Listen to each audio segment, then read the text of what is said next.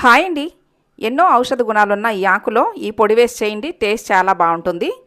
మునగాకు 2-3 సార్లు శుభ్రం కడుక్కుని చిన్న గ్లాసు నీళ్లు పోసి కుక్కర్లో పెట్టి ఒక్క విజిల్ రానియాలండి. ఇప్పుడు ప్యాన్లో ఆయిల్ పోయకుండా వేరుశనగ పప్పులు వేయించుకోవాలి. ఇందులో 5 ఎండుమిర్చి వేసి ఎండు కొబ్బరి ముక్కలు కూడా వేసి లైట్గా వేయించుకోవాలండి. ఇవి వేగిన తర్వాత లాస్ట్లో తెల్ల నువ్వులు 1 స్పూన్ వేసుకుని వేయించుకోవాలండి. తెల్ల నువ్వులు వేస్తే టేస్ట్ చాలా బాగుంటుంది. వీటిని మిక్సీ పట్టుకోవాలి. ఫుల్ రెసిపీ వీడియో చూడాలనుకుంటే వీడియో కింద లింక్ ఇస్తాను, మిస్ చేయకుండా చూడండి.